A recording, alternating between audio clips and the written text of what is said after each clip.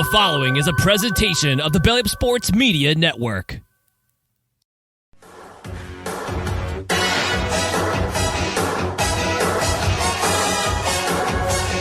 This is the main event.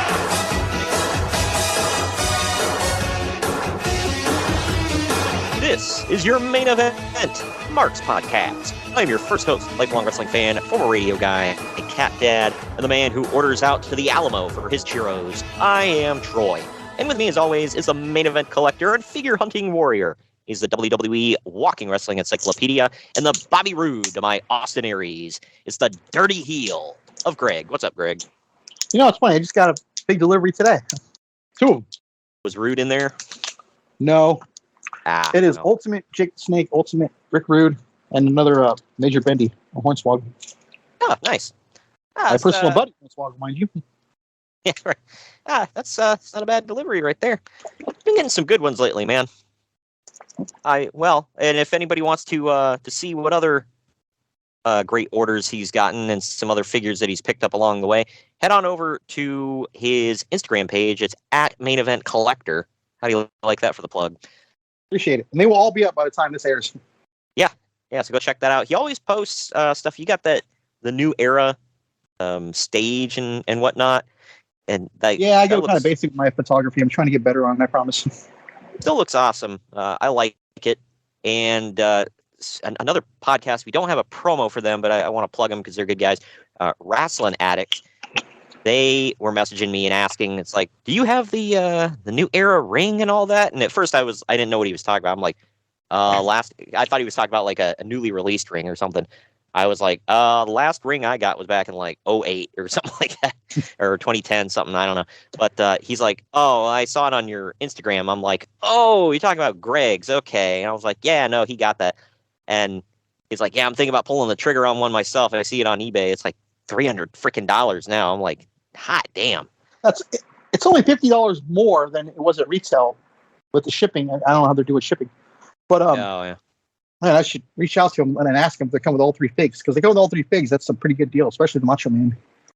Oh, yeah. The Macho Man was an early backer exclusive, so it's hard to get that one. Yeah, so... What is their Twitter, by the way? Let me see if I follow them. It's at Wrestling Addicts. It's RASSLIN Addicts. Yeah, they're on the Belly Up Network as well, friends of the show. I've been trying to get them on. Okay, yeah, I do talk to them occasionally. Yeah, I talk to them during Raw or AEW. Yeah, hopefully here soon. I thought I followed them. It looked familiar. Yeah, good guys. They're on Scoreboard Addicts. Just to clarify, it's Wrestling Addicts, no W. Yeah. That's what I was doing. Okay. Right. And they're on Scoreboard Addicts as well. That's a show. I was on there one time. They did wrestling trivia. There's one dude on there that's like you want to talk about a walking wrestling encyclopedia. This guy, he's younger than I am. I'm like, how do you know all this stuff, man? Like, hot damn. And it's just like, so-and-so was in a triple threat with this guy at this random pay-per-view in 1997. Like, oh, okay. But, yeah, it was a good time, but go check them out. And something we're going to be checking out today is one of this particular edition of the show was not one of my favorites, but usually when the show rolled around, I had a good time. We're talking about TNA Lockdown 2013. And I figured it doesn't hurt quite so bad now because there are no lockdowns right now, so we can talk about the show and not be a sore spot. There's a couple of years ago when we were talking about the show, we were kind of like, ugh. But yeah, 2013 was an okay year. I remember watching the show live, and I'll say this: I was a little stunned with the show. Not saying that the show was like a masterpiece, but I was stunned at something in particular with the show. Looking back, it seems a little obvious, but at the time, either way, I had fun with this, and I think we'll have some fun talking about it today. 2013 was my first WrestleMania, so I kind of love that year. Yeah, it's a good time in wrestling across the board, and we'll talk about all of that. Real quick, before we dive into the show and all the news and notes, though, I want to tell you about the sponsor of the podcast. Today's episode is sponsored by Mahler Bros Golf. We all want to look good on the golf course, but it often comes at the expense of feeling good. Mahler Bros Golf has polos that look good and feel good. With their lightweight and stretchy material that hugs your body, you will feel cool while looking just as cool. Their polos are guaranteed to make you look better, but it's up to you to golf better. On a hot summer day on the golf course, there's no polo that you would rather wear than Muller Bros Golf Signature Polos. Muller Bros Golf has a large catalog of polos with designs for those who want a loud design and others for those who want a subtle and sleek-looking design. They also have fun t-shirts, hats, tumblers, and so much more to make your golfing experience better. Use code BELLYUP at MullerBros.com for 15% off. Muller Bros doesn't just have polos, by the way. They have really fun golf t-shirts that you can wear anywhere. Maybe like that barbecue that your family invited you to, or even that get-together with your friends. Maybe a night out on the town if you want to have fun while looking good and also impressing the local ladies. Make sure to let them know where you got that shirt and wear it proudly. Don't wait to try out your new favorite golf apparel. Upgrade your golf attire with Muller Bros. Get 15% off at MullerBros.com with code BELLYUP. That's 15% off at MAHLER Bros.com with code BELLYUP. Turn heads on the golf course or wherever you wear Muller Bros polos. Muller Bros Golf. Look good, feel good, play good. But now we're going to dive into our first break here. Well, are we going to plug our buddies? Well, but that's where we're going to plug it all. And we're going to plug ourselves as well. Giggity. Oh, hell telling yeah. telling you to go to our merch store. Because at the merch store, we do sell some awesome stuff. You get I've got a whole array of designs that I put up there for all your enjoyment. So I know some podcasts will just put up their logo and that's it. We've got way more than that. And I think some of them get messages almost all the time, like whenever I post our podcast. Hey, this is cool art. And I'm like, oh, thanks. I don't take credit for it, but I don't flat out deny credit for it. There you go. Yeah, I got inspired a while ago. I don't know when to. I just know. I think the first one I did was a TNA show. I started just like editing movie posters. Sometimes I'll do games or shows or something. So I enjoy doing the album art for the shows as well. So I like using Photoshop, I'll say. You can check out all our Photoshop stuff on our merchandise at the merchandise store. Also, as Ron Swanson says, son, you should know that my recommendation is essentially a guarantee. Check out these other podcasts, and you'll like them too, especially if you like sports ball, or in the case of hockey, it'd be just sports puck, I guess. I don't know. But either way, check that out. Here in Puckburg is a great show. You just say puck. Or that. God, do you be Canadian, bro? Ball is life. Or if you're a Canadian, puck is life, eh? But I wish it was life for me right now, man, because the Sharks suck. Dead last. How's the Avalanche doing? Because that's all Kyle cares doing about. pretty well right now. Actually. I think they're looking to be playoff bound, I think. Forgive me for not following them. How dare you? Kyle will be upset. I just don't like them. They're obviously a huge rival. Hey, TJ, how are the Steelers doing? Actually, I would know because since they're a close rival, I'm like, it's different football. So it's only 4 teams per division. And hockey is like 16 on each side, or 15. Right. They are in third place right now. Third place in the West. Yay! Sorry, Kyle. Well, there you go. But either way, they are the least of all the teams. Well, I'm not gonna say the absolute least, but one of the least of the teams I hate. They ain't never done anything to us. Like, I hate the Kings and the Ducks more, and the Calgary Flames just a little bit more. You hate another sports team. You hate another sports team from Colorado a little bit more. Yeah, a little bit. But anyway, go check out here in Puckburg if you're into hockey. All like dogs. We've also got other wrestling podcasts like the Brocast and Apron Bump that we'll talk about, as well as some fantasy shows and some other sports shows. You take the Apron Bump while jerking the curtain. Boom. Nailed them all. Yeah, right. And you can check out all of our network's podcasts. If you go to bellyupsports.com, they've literally got a tab on there. You click on it, says Podcast Network. You can check out all the great podcasts on there. If you like sports and wrestling and just basically any kind of sport, any team you can think of, there's a show for it. And pro wrestling, like I mentioned. Besides Wrestling Addicts, we kind of got the corner on that. But then again, Wrestling Addicts covers more modern week-to-week stuff. So, and there is a place for that. Yeah, definitely. So check that out. We are more green and retro, but go to bellyupsports.com. On the other end of this break, we're going to be talking about all the news and notes from going into spring, leaving the winter time of 2013. Follow the Main Event Marks at facebook.com/Main Event Marks Pod, on Twitter at Main Event _Marks, and on Instagram at Main Event _Marks and at Main Event Collector. Get ready to rumble in your new Main Event Marks merchandise. We've got t-shirts, hoodies, masks, hats, stickers, pins, and much more on our Redbubble store. That's maineventmarks.redbubble.com. You can also pick up some awesome clothing items with the latest updated show graphics on our Bonfire store. That's bonfire.com/store/main event marks. Support your favorite retro wrestling podcast and pick up some cool swag on our Bonfire and Redbubble stores. That's maineventmarks.redbubble.com and bonfire.com/store/main event marks. By God, somebody's interrupting the Main Event Marks. Sit down, JR. It's just me, Kyle Sullivan, aka Shaggy Von Doom, your host of Here in Puckburg on the Hockey Podcast Network. I know, a hockey show on the Main Event Marks. Who would have thought? This is an invasion angle. Somewhere between the Nexus and when WCW tried to invade WWE, somewhere in there.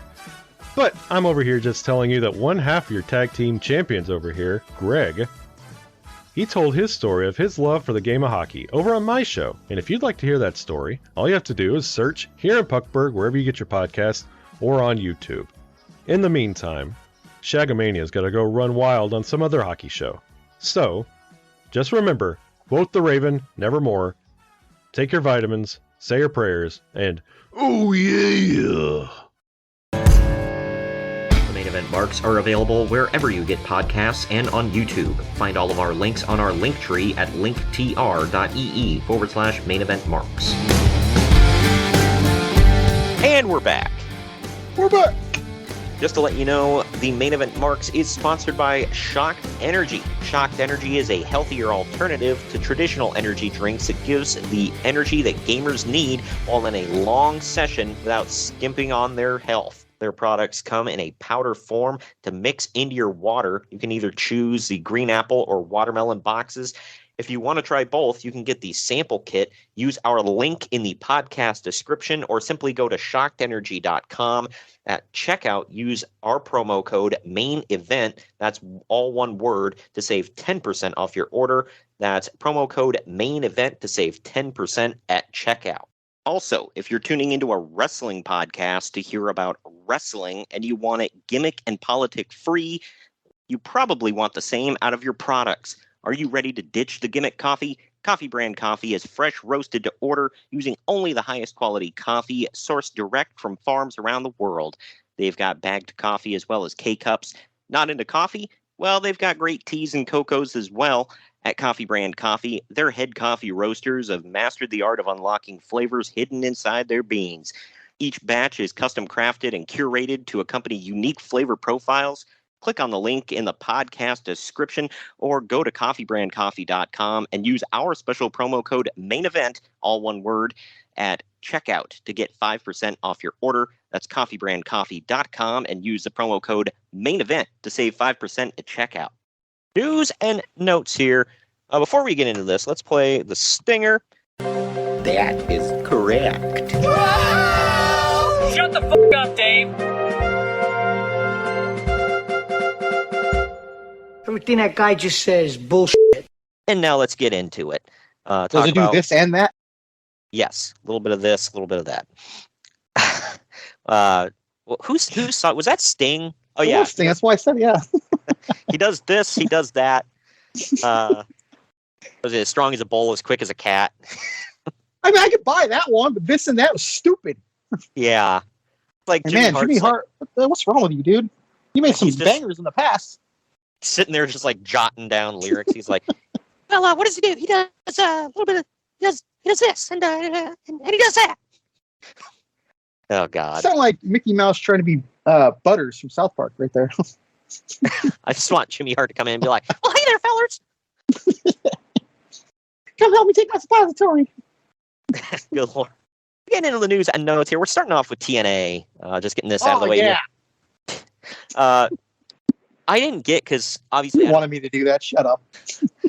I don't necessarily remember this time off the top of my head. So some of this I'm like, because there's a segment with Bobby Roode. They act like he's not there, and then he shows up, and I'm like, what was that all about? Well, this was it. Bobby Roode's contract issue with TNA has reportedly been worked out in time for him to work the March 10th Lockdown pay-per-view event at the Alamodome in San Antonio, Texas, according to PW Insider. It's also been noted that Bruce Pritchard apparently was at fault, but the situation has been handled. I don't know if I were really just going to throw Bruce under the bus. I mean, I'm not saying gotta take blame. Yeah, and it's like I'm not saying 100%. Oh, it's definitely not Bruce Pritchard. How could it be? It might have been, but from the sounds of it, he was always the one catching crap when TNA didn't keep their bills paid. Well, here's the thing: when you come from the most professional place up north, you should have your finger on the pulse. I think maybe that's more. Well, if you really look at it deep, it's kind of a compliment to Vince McMahon the way he runs business. I know when he was talking about, he said he was thrust into this role, which he absolutely hated with talent relations. He said, you signed on, dude. Yeah, he said the only reason he agreed to take the role was because there was literally nobody else who knew what the hell they were doing. So he kind of knew because he did it a couple times in WWE, so he just took the role. And then he said it was a constant battle between him and Panda Energy, who was paying the bills. It's like, where are the checks? Oh, they're in the mail. Okay. And he said they would the mail's really slow this week. Yeah. Well, he said they would literally get empty FedEx packages with no check inside, nothing. And I feel like somebody said that at WCW. I think it was Jericho. Wow. I think Jericho said that happened there. Yeah, because he said they would literally send out so that they could give a tracking number, so that maybe they could be left alone for a couple of days. They would give a tracking number on a FedEx package. They would get the envelope, rip it open, it was empty. And then they would complain and complain and complain, and then Bruce Pritchard wouldn't give names because, obviously, but he said he had multiple wrestlers come up to him at one show after this had been going on for a month, and they're like, look what I got. And they brought in a FedEx envelope and poured out 6 checks. They're like, well, here are all the back payments. Wow. How ECW of them. Yeah, right. Just you wouldn't pay them. Yeah, I was going to say, I'm sure the Panda Energy checks at least cashed. But yeah, I think there was... sir. My Jewish father lawyer says they do not have to cash. I just have to give you the check. Yeah, right. They said I can only have one more hit to my credit before they take it away. But yeah, I take that as I only have 2 strikes. But as far as I remember, and like I said, I don't remember everything from around this time, but I don't think they ever addressed anything about this on TNA television. So if you watch the pay-per-view, they're assuming you read the dirt sheets. Oh, that sounds familiar, huh? Yeah. It's like, why? It's just so inside baseball with that stupid Bobby Roode thing. I mean, I guess if you know, you know. If you don't know, it's whatever. It's not a big deal. I just thought it was dumb. But either way, at the TNA Lockdown Fan Fest in San Antonio, Texas, promotional president Dixie Carter makes a major announcement, quote unquote. This year's Slammiversary event will take place on June 2nd and will emanate from Boston, Massachusetts. I don't remember that one off the top of my head. I specifically remember the lockdown that took place there. Not necessarily the event or anything, but I remember the promotional material because they're like, oh, we're in Boston and it's a very Irish area. So they had 4-leaf clovers on all the promotional stuff. Do you remember that? Vaguely. Yeah. And I know, shocker, but Kurt Angle was on the cover and there was a bunch of 4-leaf clovers. Everything was green. I'm like, okay. I mean, I guess it makes sense. It's around St. Patty's Day, too. So, but TNA paid tribute to Orlando, Florida, and Universal Studios with a tribute video commemorating all that had happened there in the years that the company ran shows out of the Impact Zone. Yeah, much like AEW, they're all paying tribute to something they're literally going to go back to. Yeah. They did that whole Daly's Place video. And then they went back a couple weeks later. I was about to say, it's like a couple of things. First of all, they're not leaving forever, bro. They'll be back. I like wishful thinking here. It's like, dude, you're not like, no, you're gonna go back. Especially when we're gonna get into the pay-per-view numbers, they were not good, and the attendance numbers were not good. But it's like, I know, wishful thinking. You're like, oh, let's burn the ships when we reach the shore, so we can't turn back. But come on now. And now they only run tiny little venues. And then on top of it, yeah, like you had pointed out, I got a bad flashback to when they did that tribute to Daly's place, and they were like somebody died. Yeah, right. It's like you're leaving a crappy little amphitheater that you're gonna go back to. And even if you don't go back, who cares, bro? Like, do you really want to remember this era where you're running shows at a Daly's place because you literally have to because of lockdowns? It's just funny. It reminds me of last night on Raw. Edge said, "My time's dwindling down. Like, I'm tired of facing Judgment Day. Like, I started off coming back wrestling in front of a bunch of TVs. Like, I thought we're trying to get past that anymore." I mean, he's not totally wrong. At least he had his triumphant return in front of, people. But yeah, it sucks. But like, if companies can quit doing this, like, I would understand if, like, I don't know, if something happened and WWE could never go back to Madison Square Garden and they did like a tribute to all their big memories there. But, that's like half a century or more of big shows in MSG. That's a little different. This is an itty bitty soundstage in a theme park. Hang on, though, to play devil's advocate here for a second. They did spend a majority of their life in that place. So yeah, I get that. But yeah, man. They didn't even do a tribute to the damn what's that in Nashville, the Asylum. Yeah. Which made it made more sense when they moved permanently to Universal.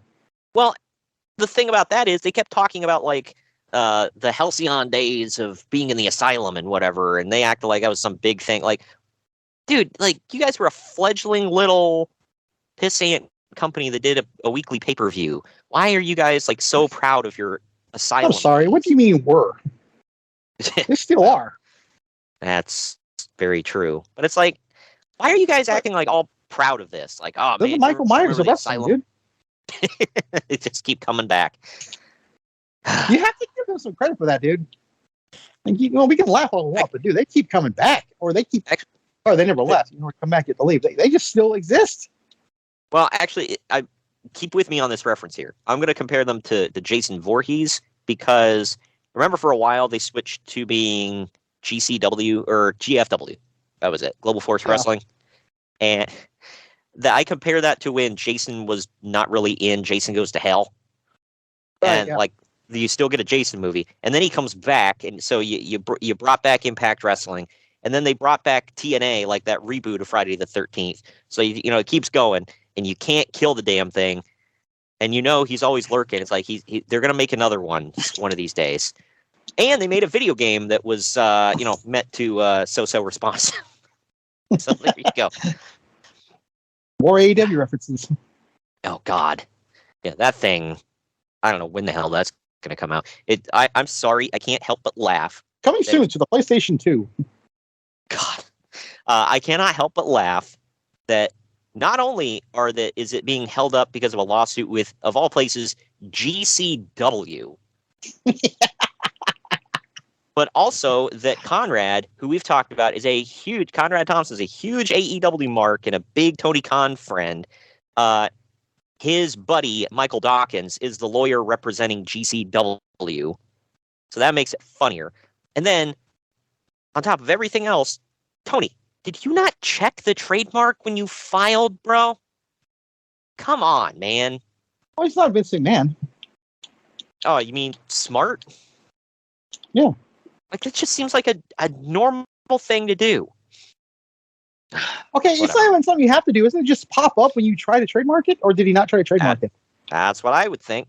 I think it was like within a month or two, they said, of one another. I could be wrong, but even then, like, if it went through, like, one should have went through, and then... So, then that leads me to believe, did the trademark not go... I love how flustered you are. Yeah, well, it's like, I'm trying to figure out, it's like, okay, so when you file for the trademark, it doesn't go through right away. It takes a little bit. It's like, so did they file for the trade? I just heard it takes like 6 months sometimes. Yeah. So did they file for the trademark and was like, look, we don't have it yet, but let's just move on like we do? That's like spending a crap ton of money on your credit card, not having any cash to pay it. It's like wiping before you poop. It just don't make sense. Like, God. It's like pouring the milk first and then the cereal. Which all of a sudden is a thing now. I don't know if it's a TikTok thing or something. Wow, really? Well, it's like I've seen it everywhere. Like MJF pours the milk first. That was a sign in the Cow Palace. Good God. I had somebody post something was like, do you put on sock, shoe, and then tie both shoes, or do you socks both and then both shoes? It's like, well, they're saying, do you put on your socks first and then the shoes and then tie your shoes, or do you put on one sock, one shoe, tie it, and then do the same to the other? And I was like, I've mixed it up from time to time, and my buddy's like, what the hell is wrong with you? I'm like, I don't know. I didn't think it was that big of a thing. Apparently I didn't know it was a thing, let alone big enough of a thing. Yeah, right. Who gives a damn?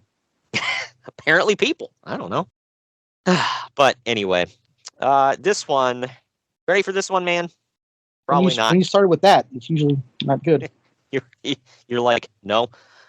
Bret Hart is still shooting, folks. This time. Oh, God. What now? He takes Hulk Hogan, Eric Bischoff, and TNA to task while giving the highest of praise to AJ Styles. In his wide-ranging interview with Wrestle Talk TV, that is a real thing on YouTube, WWE Hall of Famer Bret Hart said things about Triple H like that he was overrated and claiming that the game never had a great match. So tell me you haven't watched wrestling in the last 13 years without telling me you haven't watched wrestling in the last 13 years. I think Sean hadn't made up yet. This is Shawn Michaels' best friend. I mean, I'm just spitballing there, but yeah, apparently he just never saw anything in Triple H ever. It's like, wow, so you're telling me you're not that much of an eye for talent then. Got it. Like, even people like Jim Cornette doesn't say that he's a draw or anything, but even he admits that he's good. Oh, he maintains he's the guy that works for the guy, and then people think that's a bad thing. Him and Brian Last have to correct everyone here. There's nothing wrong with that at all. Someone's got to be the guy that works for the guy. Right. He was always the top heel. And it's not like he never got like big responses. You know who else and was stuff. the guy who worked with? You know who else was the guy who worked with the guy? Someone who everyone loves, Roddy Piper. Boom, lawyer. Yeah, right. Yep. Yeah. Nobody was necessarily paying to see Piper. They were paying to see Piper get his ass kicked. So, I mean, that's same why thing with the Four Horsemen. Yeah, I never once tuned in because I'm like, man, I got to see Triple H. I would tune in because I'm like, I want to see Triple H lose. But either way, it was still technically tuning in for Triple H. So, but either way, about Hogan and I heard Bischoff. Tully Blanchard say that one time. You either pay to see the Horsemen or pay to see us get our asses kicked. Either way, you were paying for us. Thank you. Yeah, exactly. Either way, still eyeballs and money in their bank account. So whatever. But about Hogan and Bischoff in TNA, he said, quote, I got no faith in either one of them. Like, zero. I don't. They're going nowhere. If anything, they're going to lose a lot of ground. They're spending a fortune on a guy that's worthless, and Bischoff is just as worthless as Hogan. The two of them got zero to offer the business, end quote. Right. Bret was casting checks in the 80s, wasn't he, when he was on the undercard? Yeah, right. Got nothing to offer, huh, except for my whole bank, probably. I maintain that Bischoff did have something to offer. It's just, I don't think, to hear him talk about it now, he didn't even want to be there. So he was just kind of there because Hulk wanted him there. So it's not like it was in WCW where he's like, we gotta win. He was like, yeah, if we make money, cool. So, I don't know. And yeah, I'll say this. Hogan knows how to promote Hogan. I don't know if he knows, like, not like he was totally in control of TNA, but I don't know if he could control an entire company by himself. But then again, like, I think it's kind of stupid for Dixie Carter to be like, oh, let's bring in Hulk Hogan, who, was a huge wrestler back in the day, and just rely on him to she also loved make us Vince not Russo. suck. So we knew where her brain was. Yeah.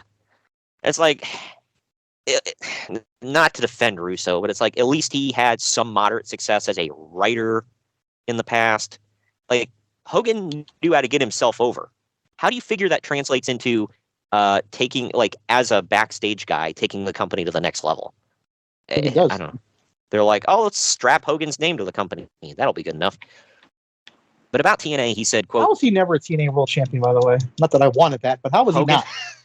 He not? I think he was realistic about his condition, but if Dixie had her way, he probably would have been. But about TNA, he said, quote, they got all the rejects. They picked up all the trash that Vince scooped and swept aside whenever Well, they it's hard to argue that. quote. Yeah. See, I take exception to saying all the rejects, because, yeah, they did pick up their fair share. They also picked up some, like RVD, and Mr. Anderson. And I wouldn't have called them rejects, and Team 3D and everything. But, yeah, especially as time went on, it was like, they picked up Aaron Stevens and or what the hell is his name now? Is it Aaron Stevens or is that Aaron what's his something? name? The stunt double for the Miz, right? Yeah, Damian Sandow. Damien Sandow. Yeah, it was. Yeah, it's Aaron something now. I don't remember if it's Stevens, but I think it is Stevens. Yeah. That was his name. Was in the tag team, right? Right. Is that his legit name? Maybe, I don't know, but he spells Aaron with one A, which I've never seen before. Was But- Aaron? Damn it, AA Ron. But no, there's him. There was like Ezekiel Jackson and Brodus Clay, and it was kind of hard to argue when they're picking up guys like that. But I don't know. But They also picked up the Hardys on one of their very first rejects. yeah, they picked up Fat Hardy, not Matt Hardy. He was still in better shape than I am, but You seriously, didn't happen to watch the Dynamite from the Cow Palace, did you? No. Man, they got me good, man. He was coming out for his match. Who was he? I forget who he was facing. Yeah, it's not important. He comes out and the freaking Hardy Boys music goes on. I'm like, oh, is Jeff here? Oh God. No, it was him and Mark Quinn. And Mark Quinn was playing the Jeff Hardy part, doing the dancing and stuff. Like, oh my Why? God. So he just comes out to the Hardy Boy theme now? Yeah. Well, I don't know about if he does it now. He hasn't been on TV in forever, at least in a match. God. That really got me, dude. Yeah, I bet. Ask our mutual friend. He was sitting right next to me, and I kind of marked him like, "Is it Jeff? Is it Jeff?" I'm like, "No, oh, it's just that." Yeah. Well, he then said, quote, I thought their girl division was, you can tell how old he is when he calls it the girl division. Yeah. That's what all the old timers call it. The girls. Yeah, Cornette still says it. Yep. Unless it's Charlotte or Rhea Ripley. Yeah, right. But he said, quote, I thought their girl division was terrific with Awesome Kong and Gail Kim when she was there. She was a really good wrestler, end quote. I mean, at least he's complimentary about the women's division. But, I mean, just those two. I also thought Tara was really good. Mickey James was there. Yeah, Mickey James was great. Still there. He's the champion of their company as we speak. Yeah. Karen Terrell was really good. It's odd to say, but she was. Man, she was really good. Trust me. Good God. I didn't think Angelina Love completely sucked. She was okay, especially when compared to the other two members. She was the better of the beautiful people. She was the best of them. Yeah. So, I mean, they did have some stinkers in there, but, whatever. And you got the other beautiful person now, Madison Rayne, leading the AEW Women's Division. Yeah. Yeah. The worst of the three, in my opinion, but whatever. The only person in the beautiful people worse than her was Lacey Von Erich. Yeah, she was all looks. Oh, yeah. That's bad. Right. Well, when you're really good at one thing, there you go. But on AJ Styles wasting away in TNA, he said, quote, AJ Styles is as good a wrestler as anybody in the world. He's really good. He should be wrestling in WWE. He's spinning his tires in TNA, and it's a shame because that's the big stage. I remember... Man, that's going to age well. Yeah, right. And I don't mean that sarcastically. Yeah, no, he was absolutely right. But he said, I remember telling... AJ Styles' first Raw entrance, do you remember what he said coming down the aisle? No. Go back and watch it, everybody. He's literally saying, this is where I belong. I should have been here all along. So he knew. I think he came in at the perfect time, although I do wish he was younger because obviously now he's having to slow down a little bit because of his age. But oh, he's not even wrestling right now. He shattered his ankle. So who's that? Oh, God. Yeah, I forgot about that. Damn. Sucks he's got to miss Mania. But anyway, he said, I remember telling Chris Benoit when he went to WWE, he actually cried on the phone telling me he didn't want to leave WCW. End quote. Yes, you do. He went on for a while about Chris kind of comparing the two and saying he's like, oh, I wish I could, if I could give AJ any direction, it would be, same thing I told Chris Benoit. It's like, they don't care about you. You need to get the hell out of there. You're going nowhere. Like, well, somebody listened. But moving on here, this one is kind of interpromotional. Scott Hall joined DDP and Jake Roberts at the Accountability Crib, real name. However, his progress in yoga, while considerable, is limited due to a bad hip. They've now set up an Indiegogo page to help fundraise for Scott's hip surgery. Sorry, what? What? Indiegogo. What the hell is that? It's one of those fundraiser pages, like Never heard of that in my life. Go. Yeah, I think it's older. It's like Give, Send, Go, or what's the other one? You know what I'm talking about? Before you Indiegogo. I can't remember the freaking name of it now. Where you can start a fundraiser for yourself. Yeah. Give, Send, Go is the one I've been thinking of. That's the newer, GoFundMe? bigger one. GoFundMe? Yeah, GoFundMe. That's it. Yeah, it's one of them. But for a few bucks, you can help Scott recover and get some pretty cool gifts in return, including autographed pictures and a phone call from the bad guy himself. I'm imagining he got that hip surgery, but I don't remember the timeline of stuff. I don't timeline, bro. Yeah. Sucks to think about that he's actually passed away. Like, he was not that old. But man, he had a lot of health issues. But it can be said that this DDP Yoga prolonged his life, so there's that. Yep. Hey, DDP tried his hardest with Scott, so good for him, man. Diamond Dallas Page and the Diamond Stud back together again. This one, getting into the WWE stuff here.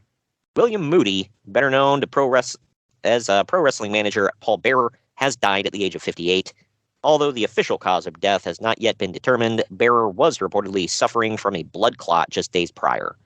Yeah, that sucked. He was in the Hall of Fame this year, right? Didn't they rush him in? 2014, I want to say. Okay, so it was next year. Yeah.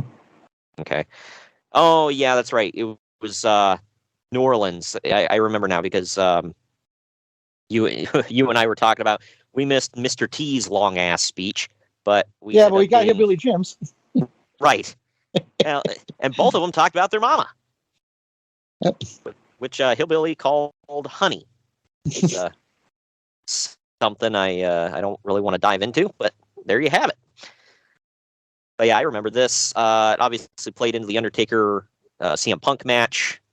Yeah, they were saying, like, I think if he could answer for himself, they said, I think Paul would have been cool with being used one more time in a WrestleMania feud, even after death. Like, it was kind of cool. Speaking of WrestleMania, I'll just never forget that induction because his son kind of pissed me off. He just kept chewing gum the whole time. I forgot it. At the podium. Like, what the hell's wrong with you, dude? I don't even remember that. Wow. I just remember Kane coming out and telling Mr. T, you gotta get. And he was like, well, he's got to quit talking about his mama so I can talk about my dad. Like, that's kind of funny. But either way, The Rock was advertised by WWE for Extreme Rules pay-per-view on Facebook not long ago. And now it appears that the Great One has agreed to work a few dates post-WrestleMania 29. That's according to the latest Wrestling Observer newsletter, which notes that The Rock will be working the Extreme Rules show.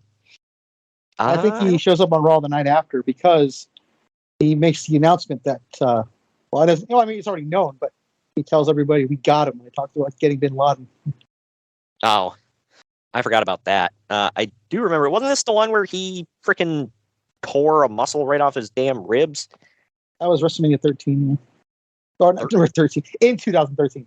WrestleMania 29. Yeah. Yeah. So, yeah, I don't think he made that Extreme Rules show. But getting into the card for that WrestleMania, though, it's looking more and more like WWE will pull the trigger on Ryback versus Mark Henry at WrestleMania 29 on April 7th. On April 7th in New Jersey, making it one of the best hoss fights in WrestleMania in years. Right. Who said that? That was because that match blew goat balls, man. Wow, not just regular ones, huh? From a goat. Yeah, I believe it's the same goat that Daniel Garcia has pictures of Tony Khan with. Good God. You got pictured him with something, man. Yeah, right.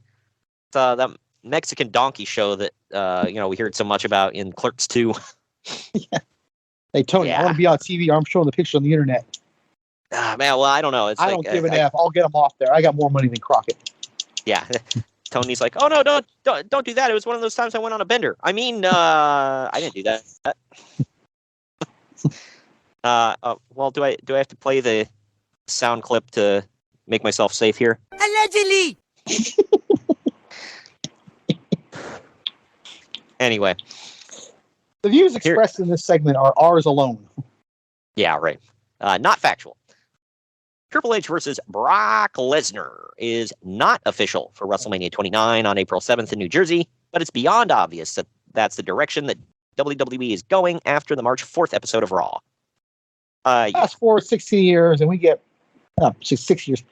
Wait, what is this one? 20, 30, 29. 39, yeah. I can't math today. Sorry. Fast forward 10 years. 10 years, and we get Brock in almost.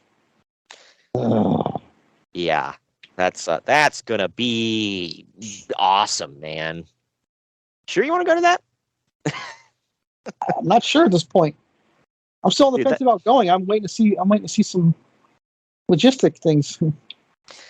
Dude, I don't know, man. I think that match should headline night 1, personally, but that's just me. No, all right. Kind of ironic how Brock is a headlining act, period, and then this is the one that stay the hell away from this main event. Yeah, right. Well, somebody else, we just talked about The Rock. Well, somebody else making a return here. The March 4th old school themed episode of Monday Night Raw in Buffalo, New York featured a few returns of pro wrestling legends of yore like Ric Flair, Dusty Rhodes, Hacksaw Jim Duggan, Sergeant Slaughter, Ted DiBiase, and Mae Young. You know, the usual suspects. But they all had a bit. The usual suspects. I mean, it is something stupid too, by the way. Oh yeah. Every single time they're like, "Oh, it's a Legends night or whatever." It's the same people every time. Like, we know. I mean, it hasn't been Hacksaw recently because he's been in and out of the hospital, but count on Rick. Crook's ass. Yeah, right.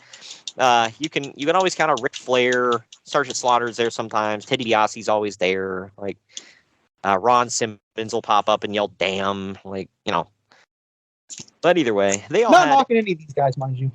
No, yeah, they all had bit parts mostly. And when she was still with us, May would have to show up and stick her tongue down someone's throat. Oh yeah, but they all had bit parts mostly, simply showing up for a small angle and disappearing just as fast. That wasn't not fast enough. That wasn't so for the New Age Outlaws. The Road Dogg and Billy Gunn actually showed up for a legitimate match with Primo and Epico. It wasn't anything special, but the two showed that they can still work, despite all the years that have gone by. Later, on Backstage Fallout, it was revealed that the Rhodes Scholars, people don't remember, it was Cody Rhodes and Damian Sandow, who we mentioned earlier, they challenged the New Age Outlaws to a match next week on Raw so that they can get rid of the degenerate dinosaurs, and the challenge was accepted. Cody probably jerks off too. Good Lord. Yeah, that, well, and then he ended up teaming up with guys that yell "suck it" all the time. So there you go. But yeah, so that was, I think this is when they made their return for a while, wasn't it? Yeah. Yeah, because they would lose the titles when the Usos got their very first titles. Yeah. I remember that, and I actually got their 2-pack that Mattel put out around this time, so. Here's one I had no idea of, and I wouldn't have believed it unless I saw it with my own damn eyes, but here we go. El Generico had a dark match in NXT without wearing his mask around this time. Oh, I remember this, man. You and everybody at Xbox Party raged at the mask being gone. Dude, you guys were all pissed, man. I don't remember that. I can't believe they did that. They're taking away his identity. He's never going to be anything now. Man, that aged bad. I don't remember that. I know I wasn't like super crazy about them calling him Sami Zayn, and I was like, what's his gimmick? And I'm like, just some ginger dude. But yeah, I don't know. He obviously did well for himself. He's doing better now than he has since he debuted in NXT. So there's that. To be fair, there was another guy in the party that was even more pissed. He was like throwing a fit. Oh, I'm sure. if it's who I think all you were saying was it was stupid. Stupid. God. Last story I got here. Rey Mysterio has been out of action recently. Tell me another one. And rumors have been circulating. Oh, yeah, right. And rumors have been circulating that he's been dealing with a family issue. As it turns out, injuries may once again be to blame. No. And fast forward to now, he's dealing with a family issue as we speak. Yeah, right. Ray tweeted, quote, "About to see the man, Doc James Andrews. Things haven't been good since I stepped back in the ring. Possibly ACL tear again." Yeah, I don't think he tore his ACL. I could be completely wrong, but... Is this when he leaves WWE for a long time before coming back to that Royal Rumble? Maybe. Let me look on his Wikipedia page here, because I honestly don't remember. In March, Mysterio took another leave of absence due to a legitimate knee injury, explained in a storyline as an attack by Mark Henry. Yeah, and then he came back after 8 months. Mysterio returned at a live event in October, but he didn't return. And then he returned to television as part of the Spanish commentary team at Hell in a Cell. And then he popped up on Raw in November. He saved CM Punk and Daniel Bryan from an attack by the Wyatt family. So and the Real Americans. How many Mexico versus America Real Americans things? Again? Was that Jake Hager and Claudio? Yeah, Cesaro and Swagger. Yeah. Oh, I didn't use their Christian name. Sorry. Exactly. No, Greg, that's their slave names. Remember? God. I'll probably get hate just for using those. Well, I use them to be fair. Yeah. So I'll get it. But anyway, that does it for the news and notes. You ready to get into the event at hand? Hell no. Well, we're going to get into it right after this break, right here. Follow the Main Event Marks at facebook.com/Main Event Marks Pod, on Twitter at Main Event _Marks, and on Instagram at Main Event _Marks and at Main Event Collector. Good morning, good afternoon, good evening, and good night. My name is Thomas, and what's your name? I'm Alan. Oh, yeah. We're brothers. That's right. Yeah. Same mother and father. Your room was... we shared the room. Shared a room? We shared the room. Thought I knew your face. Yeah, we go way back, mate. Yeah. We should do a podcast then. We have. We do a podcast? We do a podcast. What's it called? The Broadcast. Yeah, that was planned. Yeah, well. What do we do? Well, we cover all different things in the world of pop culture. We're talking about comic books, we're talking about professional wrestling, and we're talking about movies. Go back and watch classic retro wrestling events, the likes of WWE, WCW, and if you do like that, you can check us out on Apple iTunes, also on Podbean, Anchor, and on Podknife. Also check us out on Twitter at The Broadcast. That's BROKAST. I nearly stuffed up the ending. No, it's all right. Good on you. Yeah. Instagram also at The Broadcast Podcast. Remember, we don't spell it with a C. We spell it with a K. Sorry, mate. Take it easy. The Main Event Marks are available wherever you get podcasts and on YouTube. Find all of our links on our link tree at linktr.ee/Main Event Marks. And we're back. It's TNA Lockdown 2013. The date, March 10th, 2013. The theme was Seduce, Destroy by OTEP. They always pulled out the most obscure effing bands. What? The obscure bands for an obscure company. Yeah, you don't say. The venue was the Alamodome in San Antonio, Texas, which just housed the Royal Rumble. I was just there, and I'm watching this event, and I'm like, I was in the Alamodome.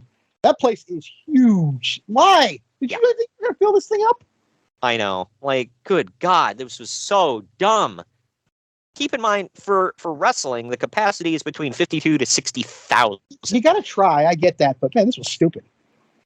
Can you count this as trying? You've got to be realistic. I count this as taking a shot. I don't know if that's trying. I don't know. Okay, yeah. So, like I said, between 52 to 60,000, depending on how you set things up. They have 7,200 people in that building. Yeah. It looked like a piss hole in a snowbank. This was someone's been listening to Jim Cornette, huh? Yeah, right. Another Jim Cornette thing, he talked about, Bill Watts like couldn't get it through his damn head after a while when business was down. Quit running the damn Superdome because, like, again, you and I have been there. The place is effing huge. And watching back WrestleMania 34 for a future show coming up with my buddy, I was like, we were looking at it. I'm like, man, I've been to like MetLife, which is huge. I'm like, dude, the Superdome blasts them all away. Yeah, Superdome is huge. And apparently, like, when business was down in Mid-South, they still would run the damn Superdome and draw like a couple thousand people. Like, we did a Clash of the Champions that was on there. I think it was Flair Steamboat 2. And I think so. You can see. Yeah. Yep, it's disappointing. But the pay-per-view buy rates for this one, they got 17,000 buys. Yep. I was probably one of them. Yeah, I was. Cue that Pac-Man dying sound. Wow. 17,000? Yikes, man. But the show reminded me that Todd Kennelly was a commentator for a while in TNA. Yay. Oh, yeah. I forgot about that. I was like, just glossed right over it on the show. I didn't realize it. They show him in a few shots or whatever, but yeah, like Mike was kind of stepping back, kind of falling into his old WCW role that he had, but I think my mind just accepted it. Like, oh yeah, it's not Don West and Mike Tenay. Yeah, right. Well, this first match is a triple threat match for the X Division title. It's Kenny King defending against Zema Ion and Christian York. This goes about 11 minutes. Zema Ion now is Joaquin Wilde on SmackDown. Yeah, so that's Joaquin Wilde versus one half of Matthews and York taking on the Dick Dancer. So either way, Kenny King ends up this one of the Black Persuasion, mind you. Yeah, right. Kenny King ends up getting the win off of a sort of F5 into a Uranagi onto Christian York. Uncle Dave gives it the deuce. I give it 2.5. It was at least average. What say you? Yeah, I'll give it 2. It was fine. Not mind-blowing, but it was fine. Do you remember when Christian York came back? I feel like you and I were the only people in the world who even gave a damn. Yeah, right. We were like, oh, it's Christian York. He looks great. And everybody's like, oh, who's that? Like, really? I mean, like, I was not an ECW watcher, so but I vaguely knew who he was. And I remembered. And I was like, oh. And you could tell he beefed the hell up. And got dreads. Yeah, right. We now go backstage with Jeremy Borash. He calls in Joseph Park, who says that the boys 2 more current WWE guys, mind you. Joseph Park says that the boys have been ribbing him this week. He says that they sent him to the Alamo, not the one with the rental cars.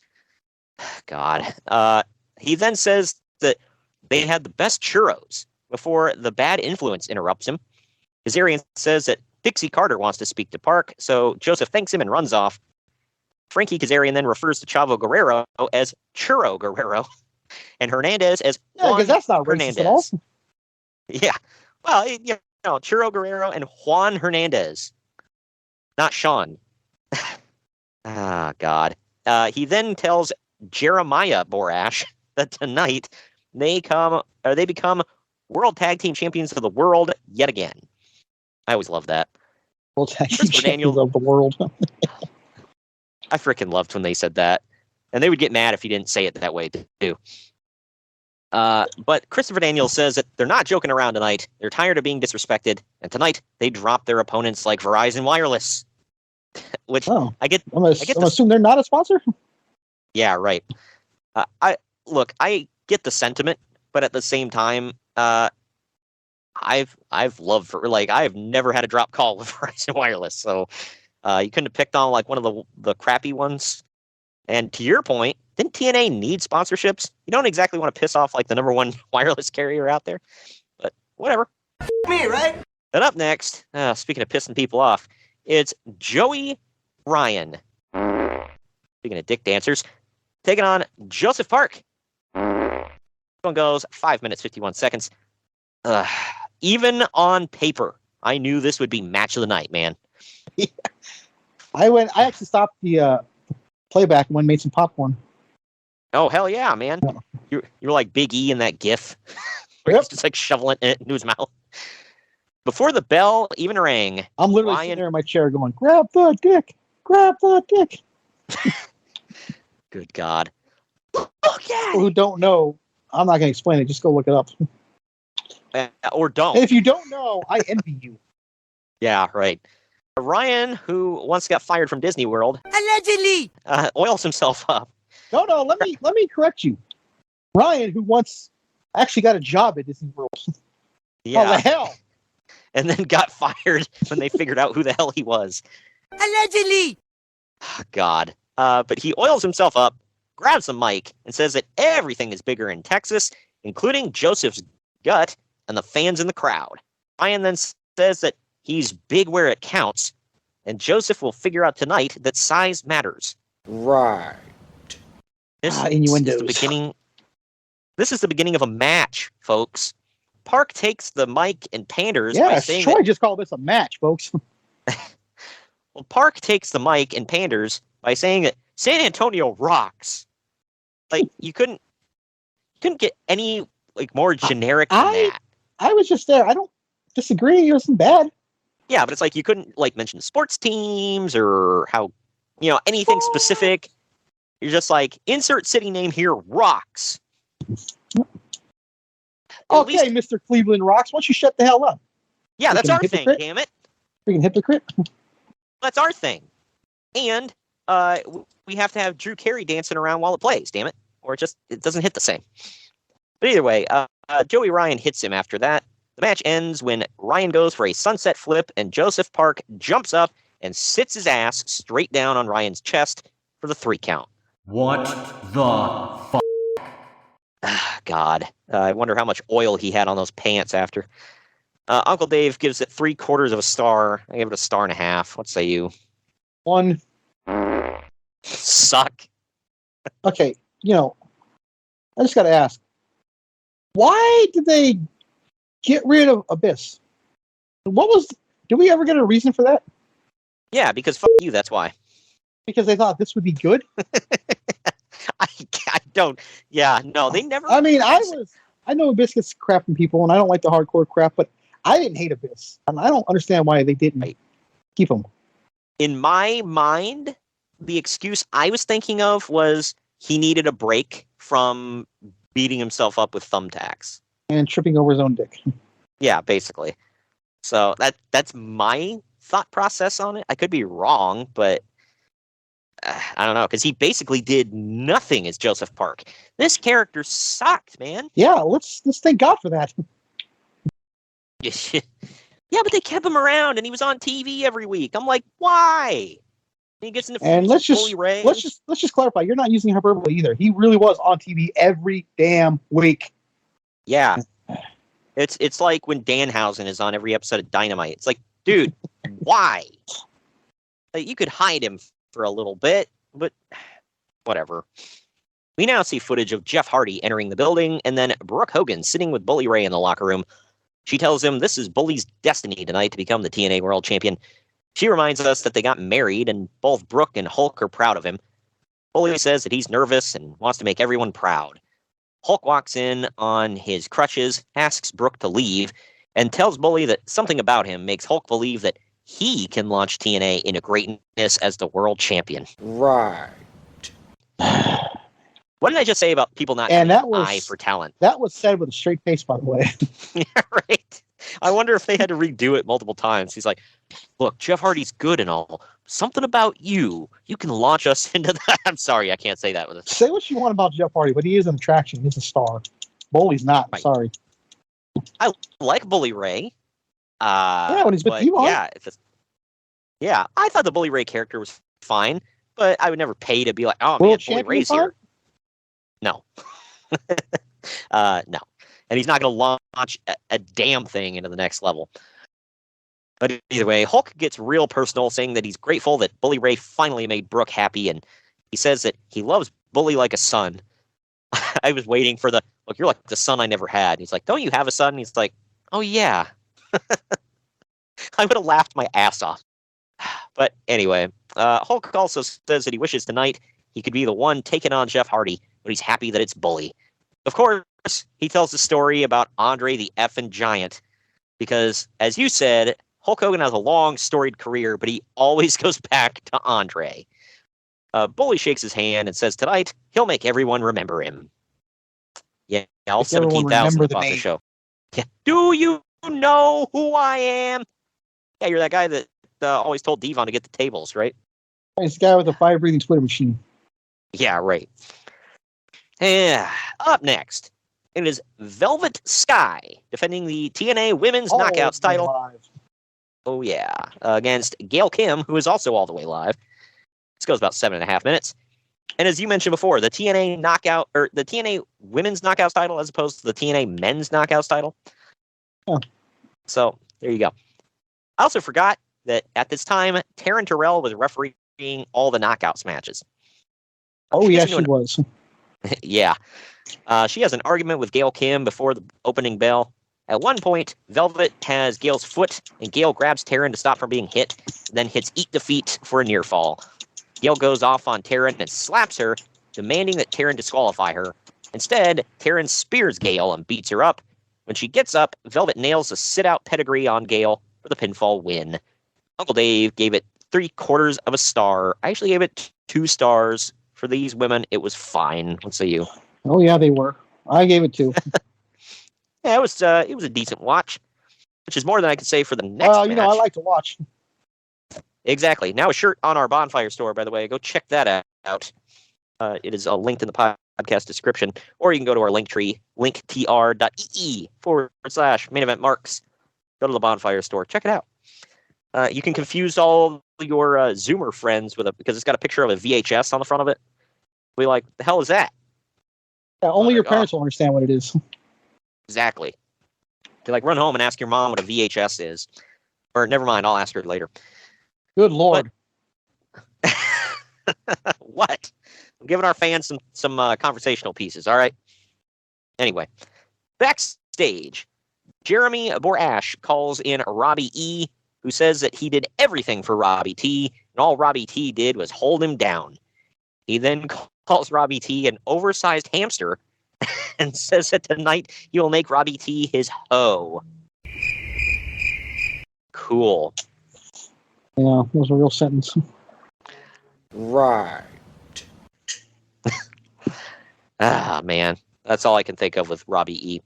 But this next match is Robbie E versus Robbie T in 5 minutes, 41 seconds. And another thing I think of with Robbie E is...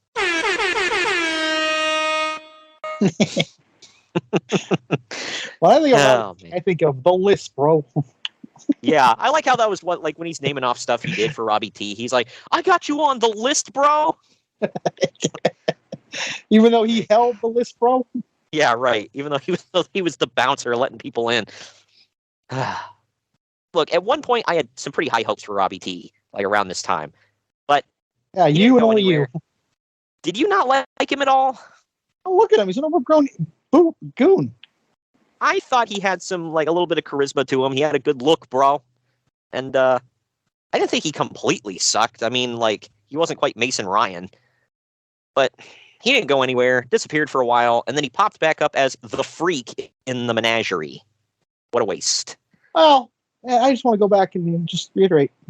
Why were you questioning my thoughts on him? I feel like they missed the boat.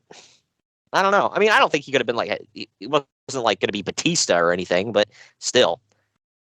Anyway, in the end of the match, Robbie T spins Robbie E out of a fireman's carry into some sort of standing spinebuster or whatever for the win. Uncle Dave gives this a dud. I give it a 1.5 stars. I thought that was a pretty cool finish, but I gave it 1 star. Yeah, not much to go on here. It was what it was, but whatever. But we now join Jeremy Borash backstage yet again. He calls up the tag team champions, but only Austin Aries is there.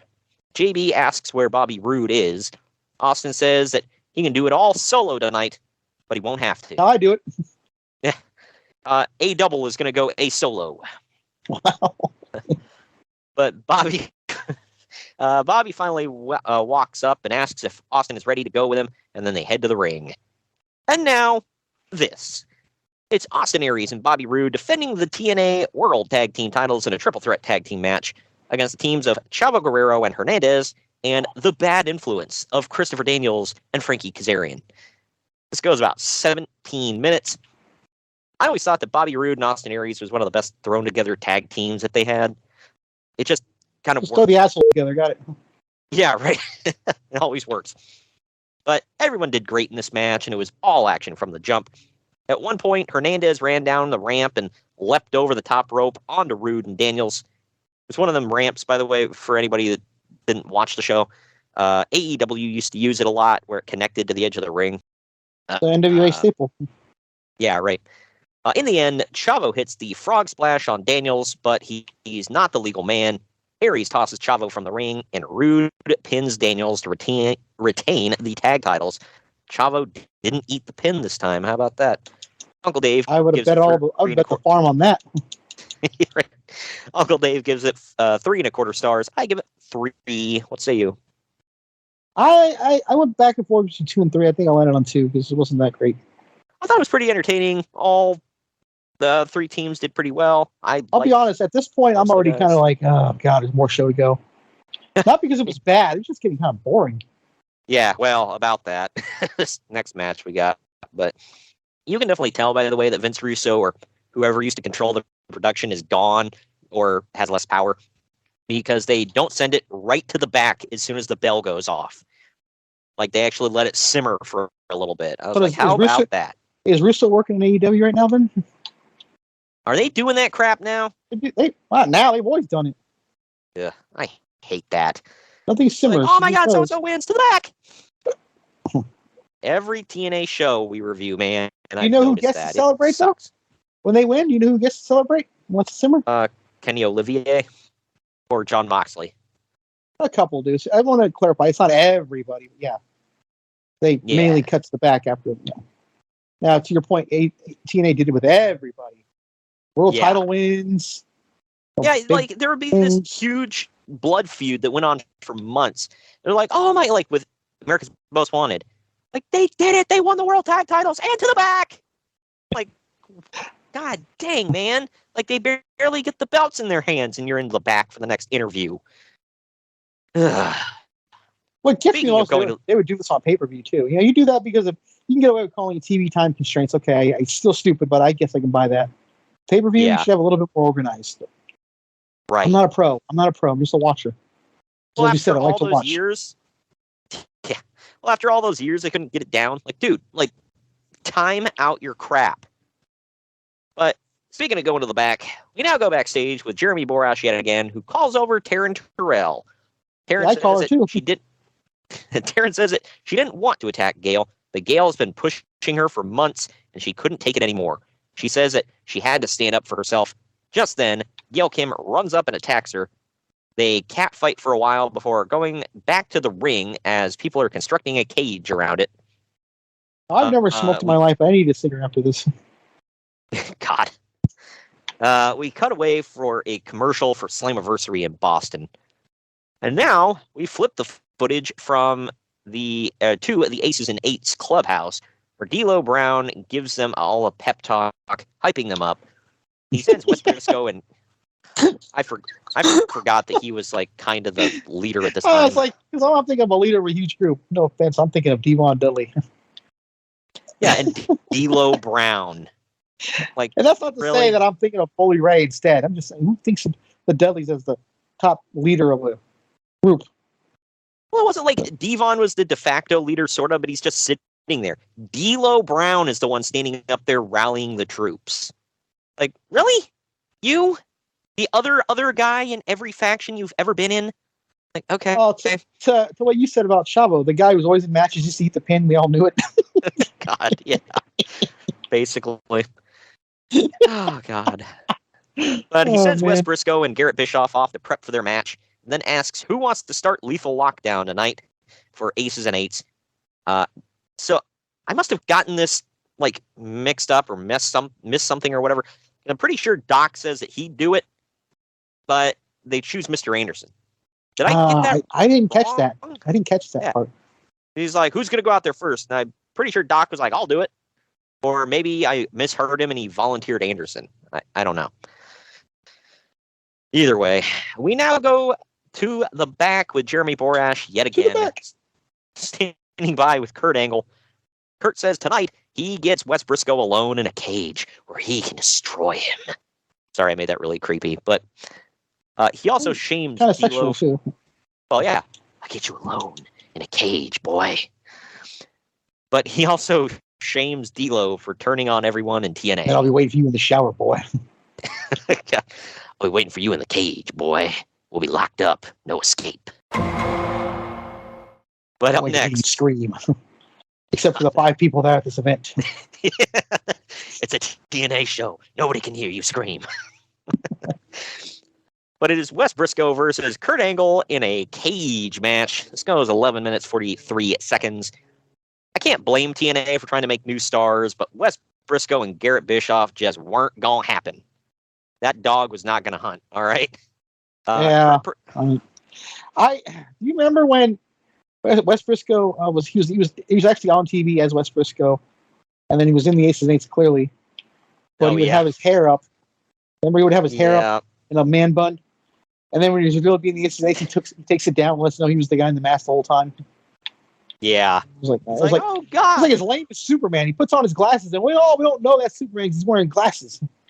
Oh man. Oh, good God.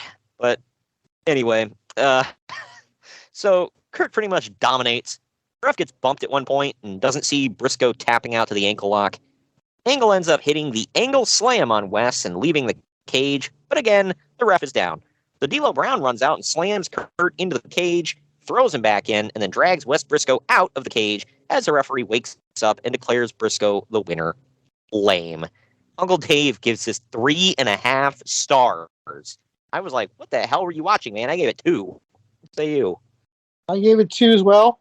I don't think I've ever been bored by a Kurt Angle match in my life. How is this 3.5? He beat Wes's ass for like 11 minutes, and you're like, oh, 3.5. Like, what? You got to give credit to the kid for being able to take an ass beating, I guess. Yeah, I don't know. This was so one-sided. I will never give a one-sided match above 3 stars. Like, gosh. But up next, it is the Aces and Eights taking on Team TNA in Lethal Lockdown. Aces and Eights is Mr. Anderson, Nux, Garrett Bischoff, Devon, and Doc, who some of you may know as not like the others. Who some of you may know as Luke Gallows.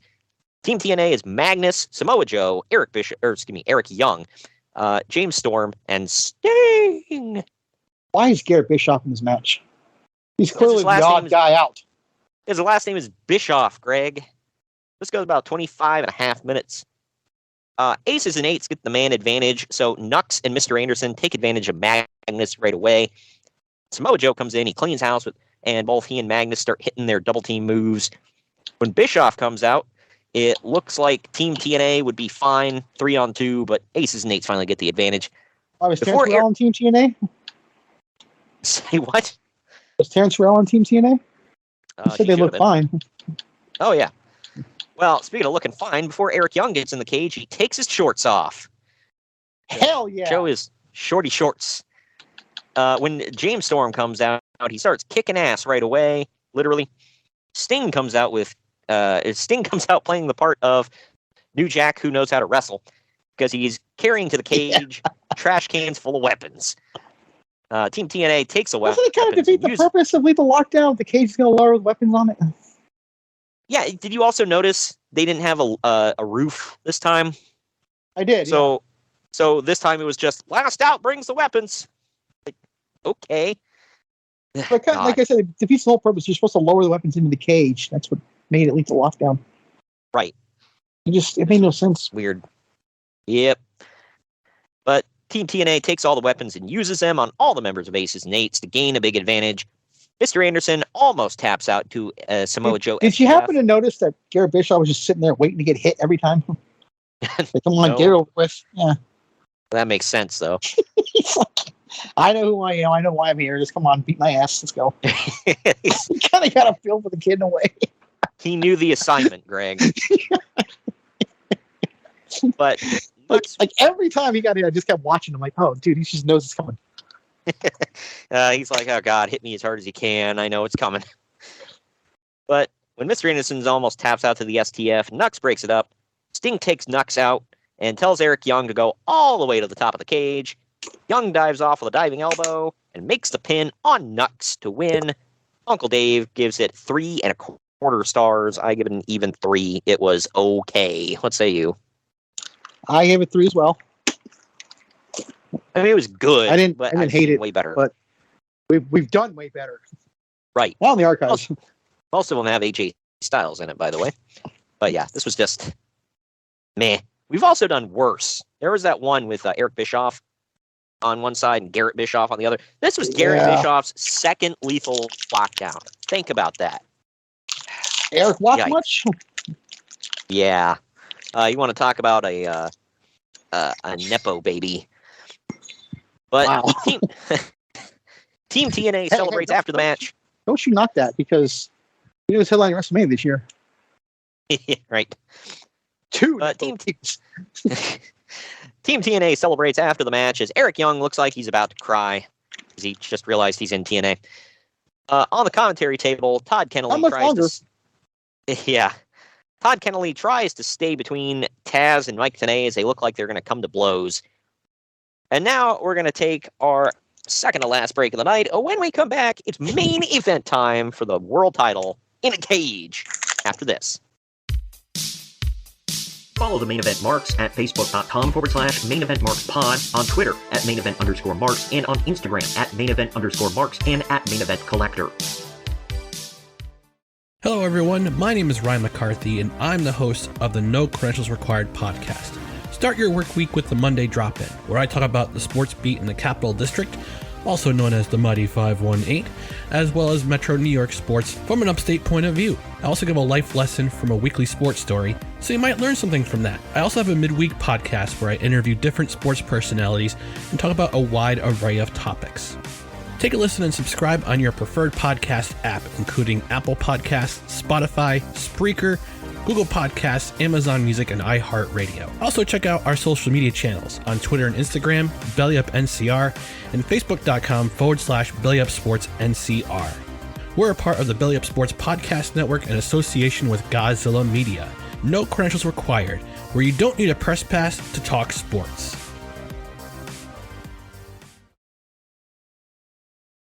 Hey gang, it's Commissioner Cooper of TSS Fantasy. We are the fantasy show of the people. Expert fantasy advice, free contests, leading expert medical and legal analysis, and most importantly, you. Interact with us on all social media platforms or check us out at tssfantasy.com. You can hear us on Spotify, Apple and Google Podcasts, iHeartRadio, and many more.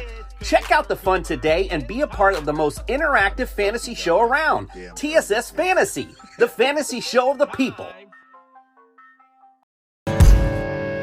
Main Event Marks are available wherever you get podcasts and on YouTube. Find all of our links on our link tree at linktr.ee/Main Event Marks. And we're back.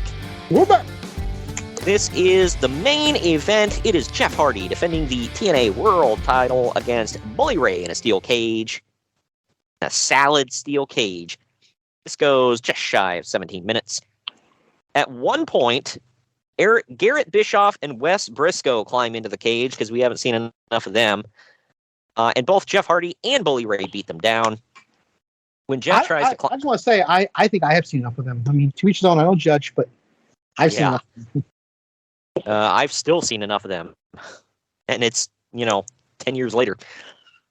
But either way, they beat them down. When Jeff tries climbing the cage once, Bully grabs him and powerbombs him off the top rope. That was pretty cool. Shortly after that, Hulk and Brooke Hogan come out to the cage.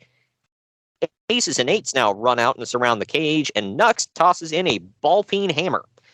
Bully picks it up, and both he and Jeff Hardy get ready to fight back-to-back. Aces and Eights all climb in. Bully turns around and blasts Jeff in the shoulders with the hammer, taking him out. The longest prolonged turn you've ever seen in your life, by the way. It took like 10 minutes to turn on them. Did you notice that? My God, man. They pushed it and pushed it. But he takes him out. Hulk Hogan looks absolutely shocked. Shocked, I say. Yeah, because we all didn't see this coming from 7 miles away. I will say, I didn't, I was back and forth on it. I'm like, they could swerve us, bro, and be like, oh, no, he really was a good guy the whole time. Or they could do this. No, because, and not to look at this in like a fanboy kind of way, but it makes no sense. Then why would they both be fighting? I know it's a world title, but clearly there was something being set up here. I think not doing this would have been stupid as much as I'm sitting here knocking it.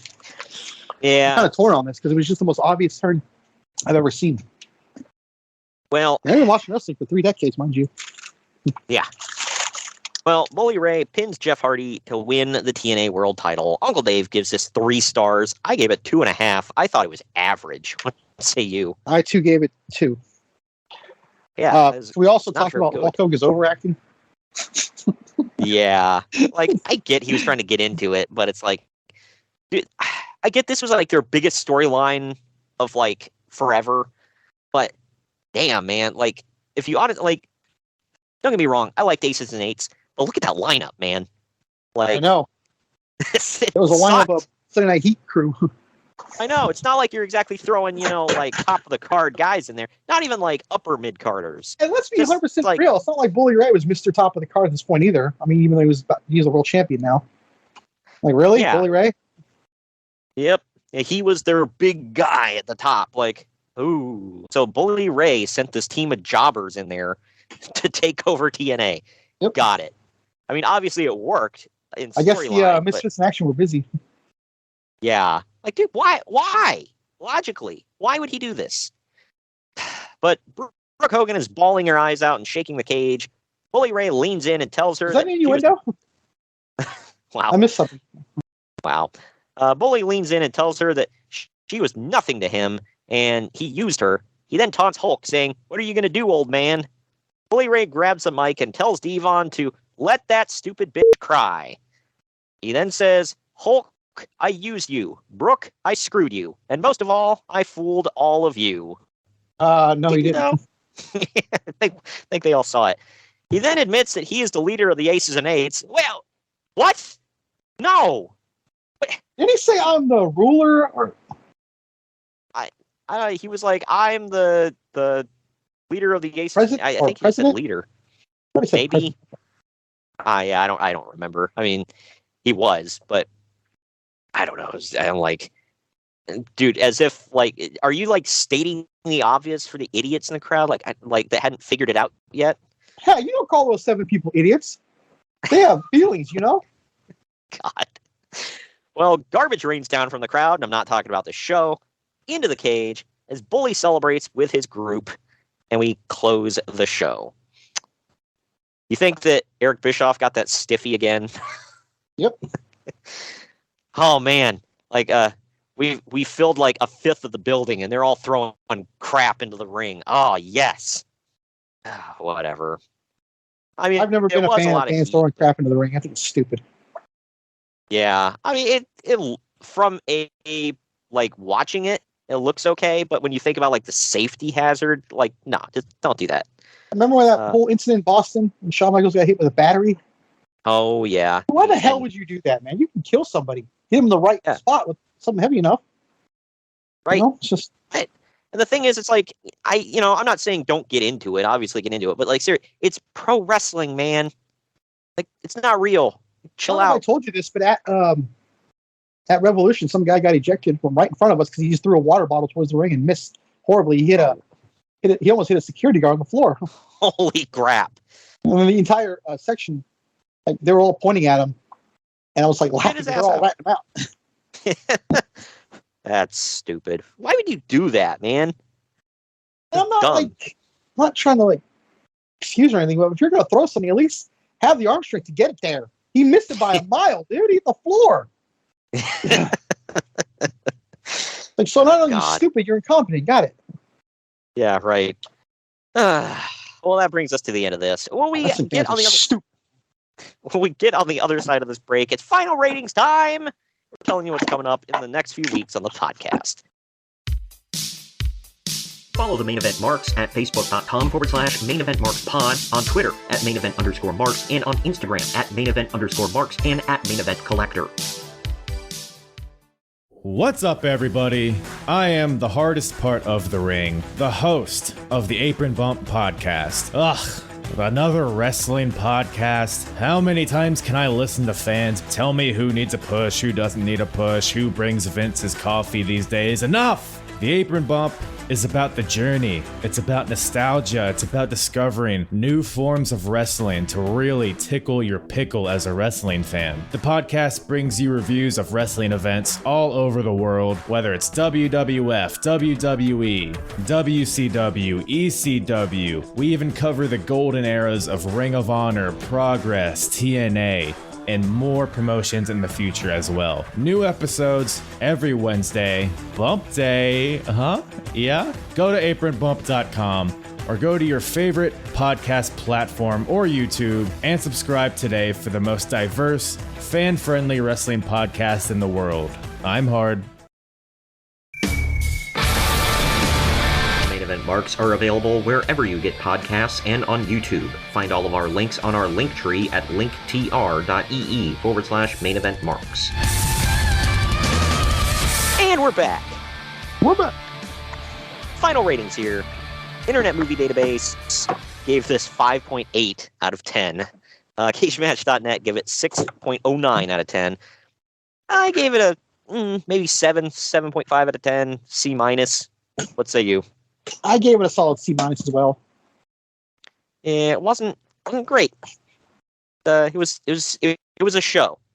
I don't want to be too liberal with this word, but it was a marquee show of theirs. This should have been way better. This is one of their big ones. Yeah, I don't know why they did that, man. It was just kind of there, like, oh yeah, lockdown, okay.